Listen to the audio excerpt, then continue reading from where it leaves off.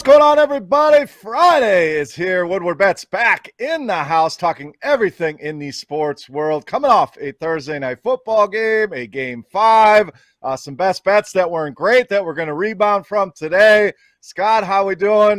We don't have the normal sun here on this Friday evening. It's been raining all here in Metro Detroit. Kind of rained on our parade last night with some of those bets, but an exciting game at the end, at least. You know, Philly looked like they were going to roll over and not put up much of a fight. They fight back at the end. The controversial goal for 2 that a lot of people weren't happy about if they had Tampa Bay -7, even -6.5. So, Scott, how we doing? A pretty crazy Thursday night in the sports world last night. Yeah, it was definitely an interesting night in the sports world. We had that controversial ending there in that baseball game on that check swing punch out there that obviously, if you saw the replay, that wasn't even close. But, you know, hey, I was happy that we did get the under the first 5 there in the baseball. And then I had the Jalen Hurts anytime touchdown, which came through for us. But, yeah, some of them receiving props, the Gainwell and the Devontae Smith, not so much. I was a little disappointed in some of the play calling, not so much. Really, I wasn't really understanding that game plan, but that go for 2 situation, Chris, you and I know that was a discussion there that we in the DFS circles had there for a while, and it was kind of like the nerds versus the old school boys. And I think it's been more adopted more so as time has gone on, but obviously with the math, that is the right play. You go for 2. If you get it, you only got to kick an extra point there to win. If you don't get it, you at least have an opportunity to at least tie and get it back then. But if you get it the first time, you just got to kick the extra point, so you increase your chances of winning. So you only got to make 1 of 2 to still break even. So I like that call when they did that. But yes, it did sting them Tampa bettors. I like it a lot. I know that, and I'm pretty old school, Scott. I'm still a pen and paper guy. Paper airplane tickets at the airports. I mean, I'm getting there slowly, but I like these kind of calls because they're aggressive. I like doing things aggressively, whether it's playing fantasy sports, betting sports, whatever it may be. I prefer to be aggressive on it and not play for ties and all that. We're not here to tie. We're here to win. So it just makes sense. You don't get it? Hey, you still can play for that tie. You have 2 shots to convert that 2-point conversion. If you do get it, like you said, now we kick an extra point, we win the game. So kudos to Sirianni and crew. They came up short, but it was the right play. And it seems like most people bitching about it are the ones that had the Tampa -6.5 or something like that. I mean, that's really the only people that are complaining. Why would they do that? So it makes a lot of sense when you really sit down and think about it. And you're right, that the baseball call as well. I hate to see a game end on that. I didn't think he went, but, so be it. So the Dodgers move on. We'll talk a little bit of baseball. Of course, we're going to talk more football. Tomorrow, we'll break down the Saturday college football slate.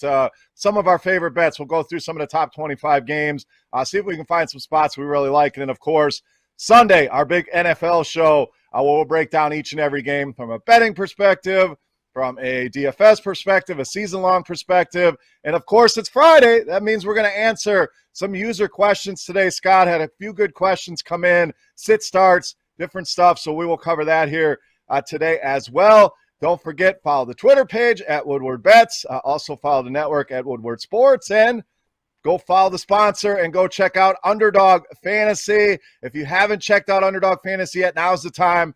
Download the app in the App Store. Can play right on your browser as well. But tons of different games to play. It's best ball drafts, different rivals drafts, prop drafts. There's a ton of different things. Prices ranging from $1 all the way up to the high-end stuff. They have redrafts starting where you can start basically right now, week 6 through week 17, and kind of do things over so you can avoid some of the landmines that you probably drafted in rounds 1 or 2. So what you got to do, use promo code WSN, Woodward Sports Network. That's WSN.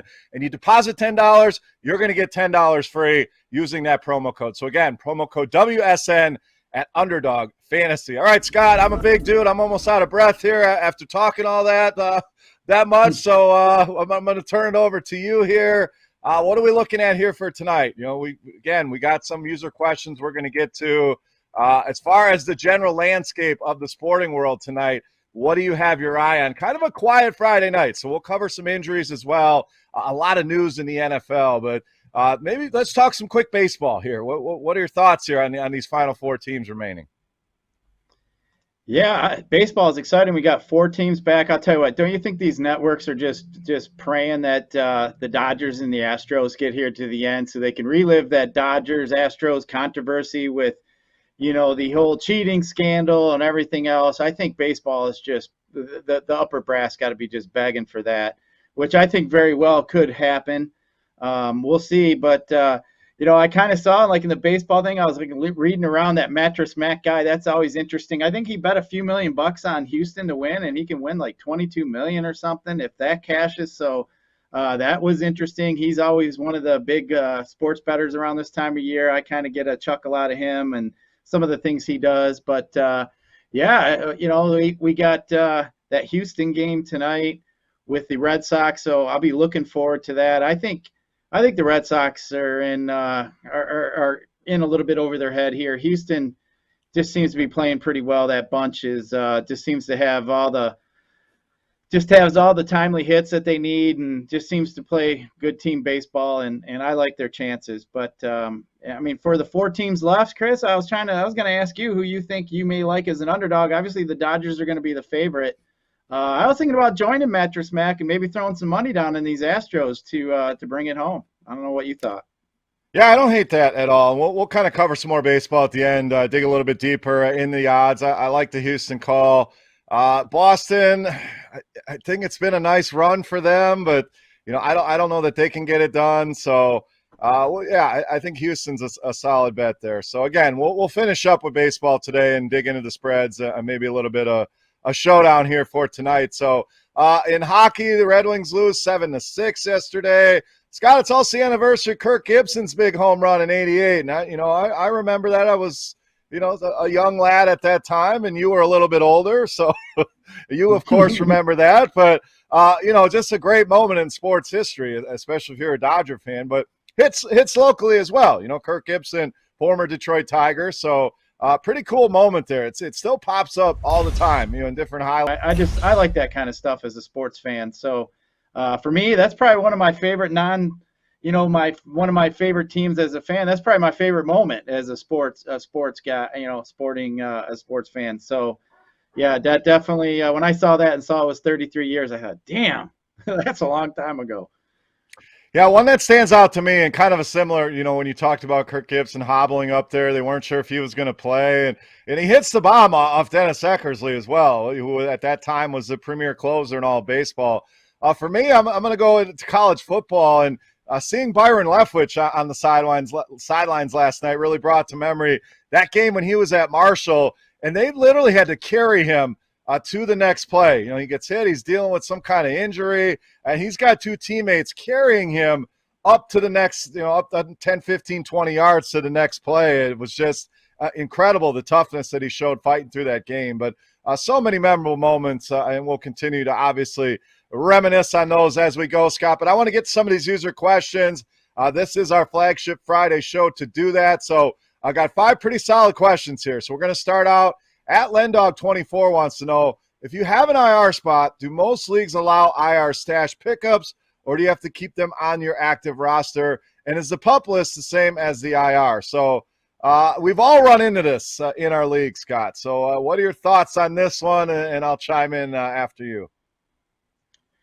Well, a lot of the leagues I play in, the IR, the NFL had some new IR rules with their changes. It used to be when they were on the IR, they pretty much were out for the season. So now they have like 2 and 3 week, 4 week IRs, I believe. I'm not exactly sure, but I just always thought if you pick up an IR guy and he's on IR, my opinion probably would be that he should probably be on your active roster. I don't know if the IR spot was for you to actually pick up another guy, put him on IR, and then go and pick up another guy. It was almost like you got 2 for 1. But I never can fault a guy for trying. If they try to get away with that and it works out for you, great. Sometimes that's the way it works if that's the league. But some leagues, I think with the COVID, I think a lot of people may have added IR spots. So I've actually heard a few people talking about that overheard some people talking about the IR spots with their leagues. So definitely something, like you said, has been coming up quite a bit recently. It really depends on what platform you're playing on. I mean, some won't allow you to put guys there unless they are on IR. Some, they can be on the COVID list and they can still go in there. I'm okay with it. A lot of leagues I'm in, we really have dug into the rules and any little loopholes, and we voted on a lot of things. And I think that's important, whether you're just starting the league, maybe you're a year or two in, no matter what it is, make sure everybody's on the same page so you don't have disagreements like this. Try to think ahead and what scenarios, what situations can pop up that will cause this. But to me, if everybody understands the rule and it's available to everybody, and some people get more creative and find a way to use it, I'm okay with that. It's part of the strategy of the game. So, some people don't like it. I get it. Like I said, the 2-for-1 pickups, but anybody could do it at any time. So my leagues are pretty split. Some have an IR. Some dynasty leagues, definitely we have our IR spots, and some allow you to pick them up. Some don't. So I think the key point is just make sure your league mates are all on the same page. You don't want anyone, A, having an unfair advantage, not knowing about the rules or knowing too much. B, that's just the way to do it, is just vote on things and make everybody happy. So next question from Jeremy Athena 21 has a tight end question here, Scott. Wants to know Mark Andrews or Mike Gesicki. We saw Devontae Parker was announced out here once again. That game early morning in London on Sunday morning. So thoughts here. Andrews coming off the big game. Gesicki gets Tua back. This one, to me, I lean Andrews, but I can see where the dilemma is on this one. Yeah, I'd have to lean Andrews too, just because of the passing emergence of Jackson. I mean, he's been one of the top passing quarterbacks in the league. I mean, we saw what he did to the Lions, and the Chargers really don't fare really well against the tight end. They're at the bottom of the league against tight ends. So I'm going to lean Andrews here, but I believe the Dolphins are going to be getting Tua back this week. So Brissett seemed to be a guy that Gesicki, he was definitely in favor there with Brissett. So now we got a quarterback change. It doesn't appear at the beginning that Tua was really locked in on Gesicki. So we'll have to see how that plays out a little bit. So I think I'd go with the safer play in Andrews. All right, this next one, very interesting here. Wide receiver question from Brian B., 1983. So he has to sit one of these, Scott, and this one is difficult here. So I love these kind of questions. He's got Jamar Chase, who's playing out of his mind right now, playing the Lions. Michael Pittman here this week in a good game, a good spot against Houston, coming off a pretty big game. He was impressive in that game at Baltimore. And then CeeDee Lamb, who coming into the year was highly touted, but hasn't seen a lot of work here recently with them running the ball so much. So, Scott, I hate to say it here, but I think I'm sitting CeeDee Lamb. I kind of lean the under in that Dallas-New England game. They're running the ball incredibly well with Zeke and Pollard. Chase, to me, you just can't sit Chase right now, especially in a matchup with the Lions. And Pittman is the main guy there. Indianapolis, big time team total, huge favorites here. So I hate the old "you got to play your studs" mantra that's always out there. But for me, I'm sitting CeeDee Lamb down until I see something here. I'm going to have to agree with you on that one. I mean, even though CeeDee Lamb has a bigger name, for one, they're obviously going to New England. I think that's going to be a slower paced game. We've been kind of watching that over-under, as we talked about a little bit this week, and I'm with you here on this under. I think both these teams are going to play a slow-type game. And then, too, we've seen New England a lot of times just kind of focus and take one guy out, especially in the passing game. So, I mean, to me, that's either going to be Lamb or Cooper. I'm going to lean that they may focus on Lamb a little bit more. So with that being in mind, I mean, obviously, Chase seems to be a really popular guy. In Joe Burrow's progressions, he hasn't gone really that deep, that too many times to him. I mean, we see maybe once a game, but I mean, damn, every opportunity Chase seems to have, you see him kind of breaking through. Obviously, that Lions secondary's beat up. They're going to be indoors. I like Chase. So Pittman is the interesting one where you kind of would think about with Lamb, but as you mentioned, they got a high team total. They should be smashing Houston. The only question is are they going to pull back the reins and give Jonathan Taylor the ball quite a bit if they get ahead? Obviously, we know they have Hines and Taylor, but yeah, I think I would put Pittman in over Lamb. Definitely debate on those two. To me, Chase is the easy one, and I can see where this would be tough for sure. Lamb's the bigger name, the guy you drafted much earlier than Pittman, but the targets have been there for Pittman. Looks like he's got a nice connection with Carson Wentz, and again, the matchup with Houston is very advantageous. So both have their concerns there, but I think we're on the same page here with Chase and Pittman. All right, T. Theo 47 wants to know, can he start Jonathan Taylor over Ezekiel Elliott? And that's a half-point PPR league here, Scott. I love Jonathan Taylor this week. Again, we talked about that matchup with Houston. I love when my running backs are big home favorites.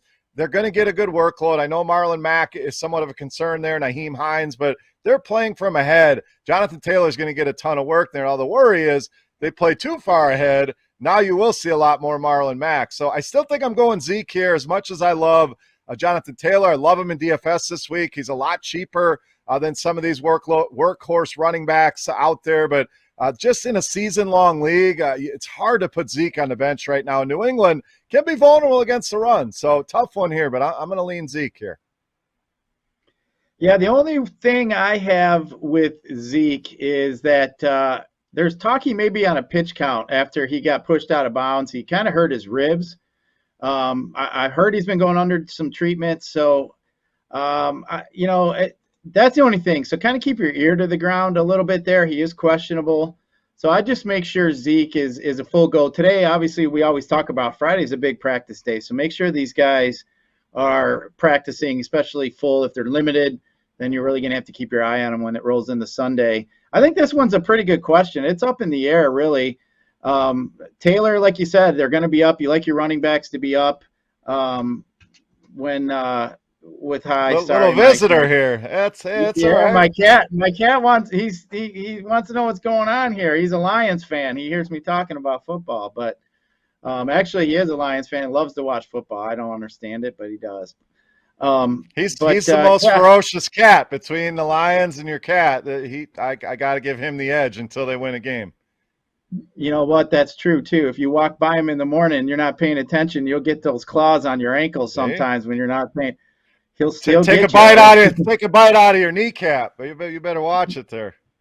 Yeah, whenever I walk by and I swear and cuss like that, everybody in the house, wherever they are, when they hear somebody swear and cussing, they know the cat got you, and the rest of the house giggles, thinks it's funny. But anyway, yeah, I think Taylor here. I'm going to lean Taylor though here with this one, just because I'm not sure that designation with Elliott. But I'll tell you what, if Elliott is going to be on a pitch count, man, that makes Pollard pretty interesting too this week, especially at that cheaper price. Yeah, I hate to put either of these guys on the bench. Again, I really like them both. I want to know who the other running backs are in this lineup where you have to even make this decision. Sounds like a pretty solid squad here for T. Theo. All right, last one we're going to do today. And again, if you guys want your voice heard, you have difficult sit-start questions, trade questions. I'm in a ton of dynasty leagues, so if you want to go that route, it could even be a DFS question. Send them over at Woodward Bets on Twitter, at G_Ryzen. That's Scott's address, and I am at BeerMakersFan. Those DMs always open for you guys. We want to be here to help you guys through some of these tough weeks coming up, bye weeks, injuries. There's a lot going on right now as we hit the meat of the NFL schedule here. So last one from at Chad T1978. He asks if you can dump Michael Carter from the Jets for one of the hot waiver wire ads this week. So we're talking Darrell Williams. We're talking Khalil Herbert, who's now the starting running back for the Bears, presumably with Damian Williams out. Devontae Booker stepping in for Saquon Barkley. So, Scott, I'll let you open this one up. What are your thoughts here? Can we dump Michael Carter for one of these hot waiver wire ads? Actually, I was in a similar type situation, and I did dump Michael Carter and picked up Khalil Herbert. For my team, Carter was a guy that I was probably going to use in a role of a fill-in type guy. If you did have to use him, you look at his game log, he was a safe. He gets on the field, he's getting some touches, yes, but, I haven't seen any kind of upside. I think his high points was like 12, maybe something like that.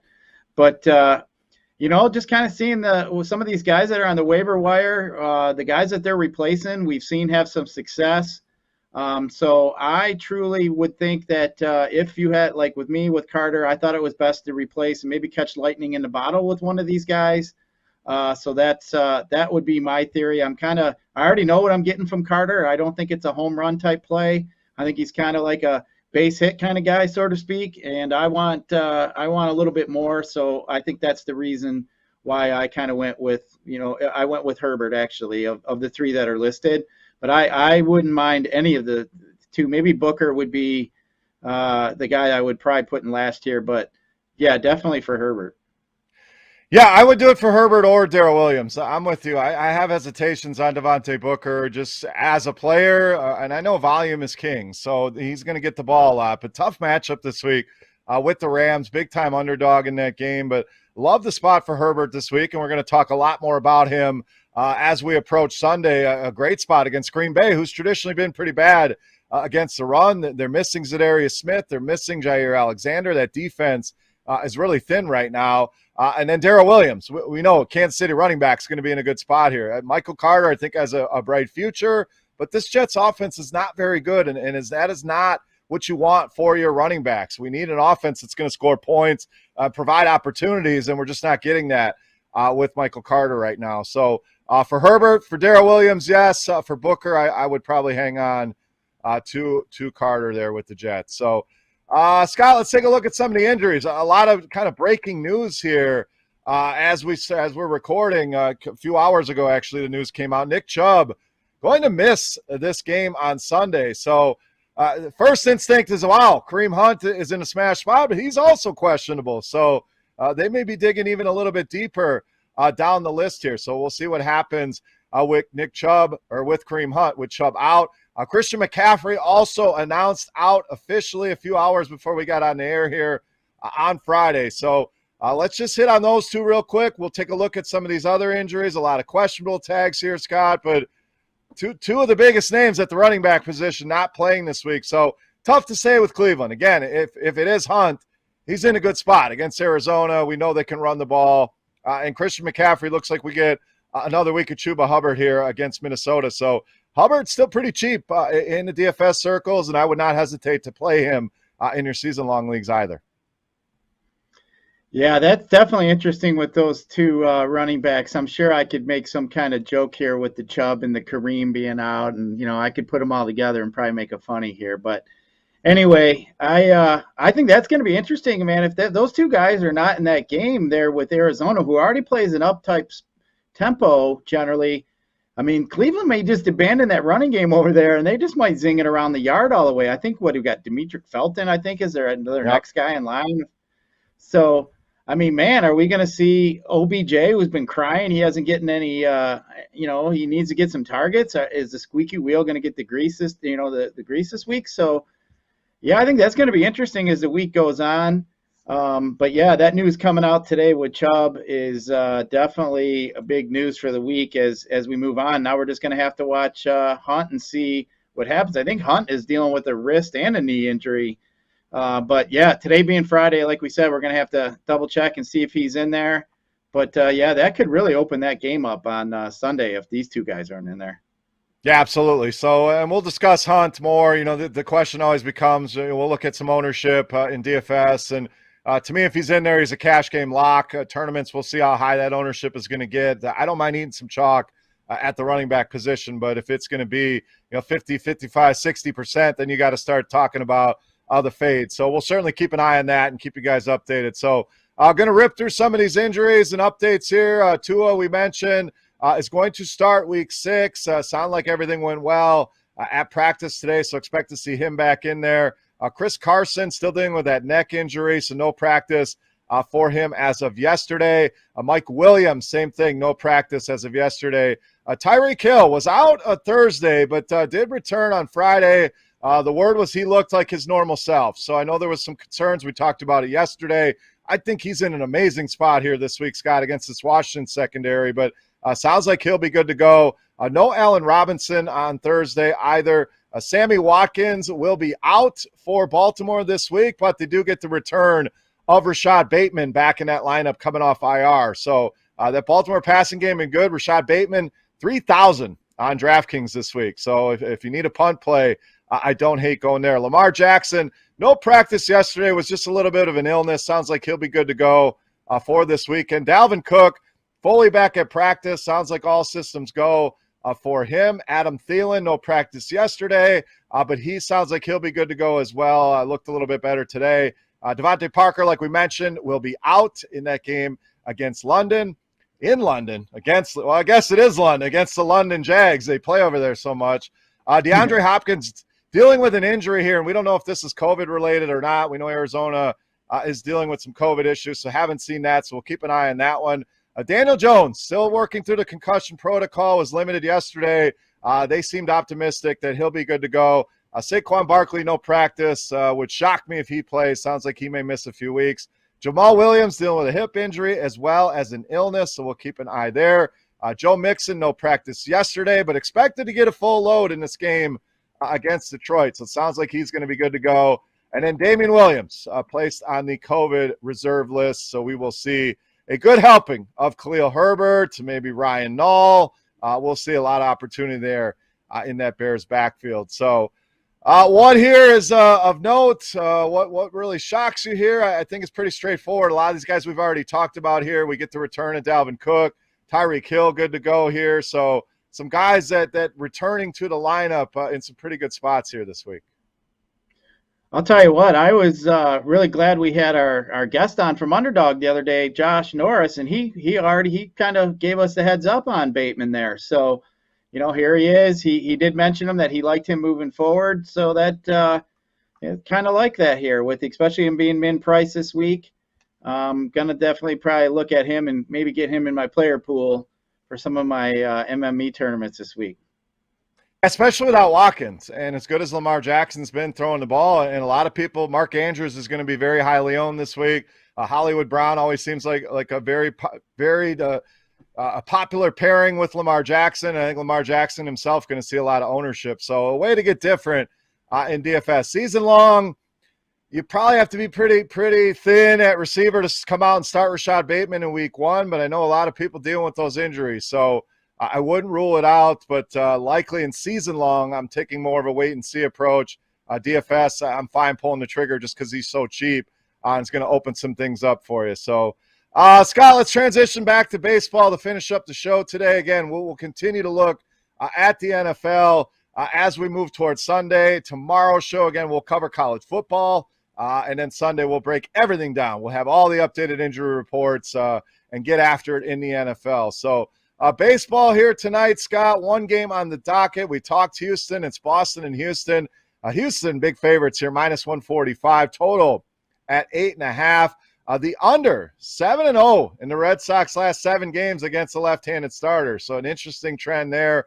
Over 5-0 in Boston's last 5 against the AL West. Over is 6-0 in Valdez's last 6 home starts against a team with a winning record, and the over is also 4-0. In Valdez's last 4 starts as a home favorite. So sounds like the over may be the play here tonight, Scott. Yeah, this game, I mean, both teams have been putting up quite a bit of runs. I mean, we saw in that Boston series there with Tampa, I mean, it just seemed like it was quite a few softball games there. But, just kind of looking at these pitchers' game log with Chris Sale, I mean, these guys – Sale has not been going that deep into games. He's not gone past 5 innings his last 6 or so starts. He's really been at mid. He's been at 60, 30, 85 pitches. So just the fact that Chris Sale is on the mound, don't expect something like you saw at a Logan Webb last night. I'm not expecting that at all from Sale. So with that being said. And getting into this Boston bullpen, who is not really that good, I do like that over call. I think this one does have a really, I can see the path to where it goes over quite easily. I know it started at 8, now it's up to 8.5. So obviously as some money comes in, generally baseball over-unders don't really move that much. So to see it move, obviously is telling me there's quite a bit of money coming in. But I think both teams here lineups are really good from top to bottom. They generally don't really have too many holes. I think this game here is going to be could be a potential softball game. I like Houston here tonight. I generally try to find, games like this. It's much more advantageous to bet the underdog and get the plus money. But I think Houston wins this one, so I don't mind laying.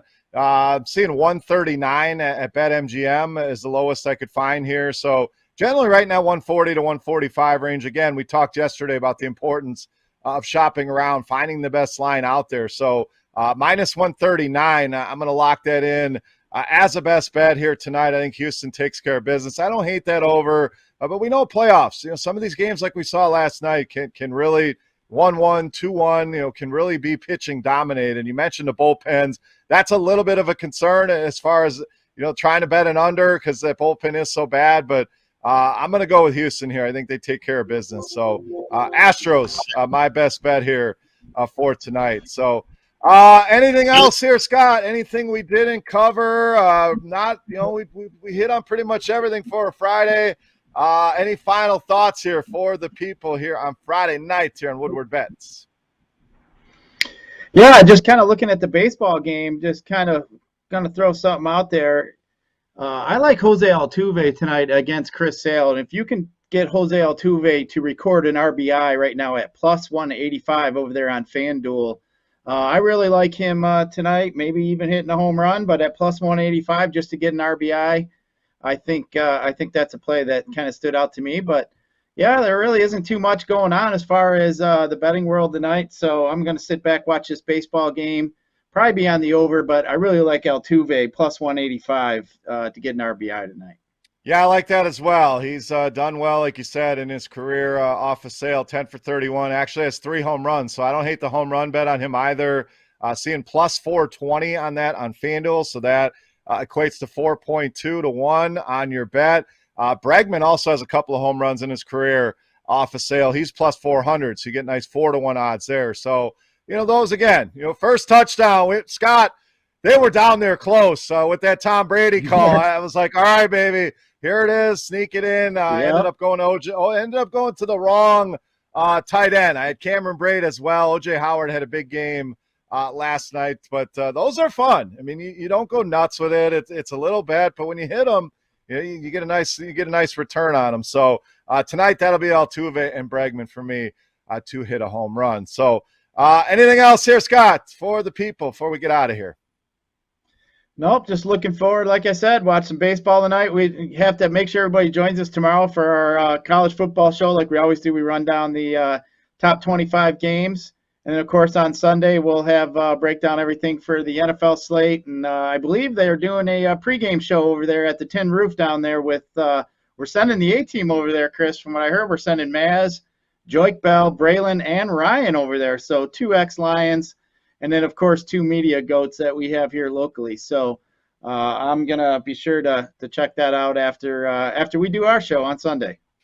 Nice. Love it. I'll be out at a softball field, as you know, but I will be in the house here breaking down everything on Sunday. So excited about that.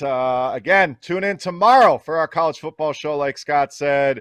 And thank you to everybody for tuning in. Make sure you hit the sponsor of the show, Underdog Fantasy, promo code WSN. You're going to get $10 free on a $10 deposit. Hit the Twitter page at Woodward Bets to get all your questions in for our Friday show. Hell, start early. We're a week out, but we'll start looking ahead right away next week. So at Woodward Bets, the network is at Woodward Sports. Again, Scott at G_Risen, and I am at Beer Makers Fan. For Scott, for Sawyer behind the glass producing the show, I am Beer saying salut. Best of luck in your contest here tonight. Enjoy that baseball game, and come on back tomorrow to talk some college football. We are Woodward Bets. Thank you for listening. We'll catch you tomorrow.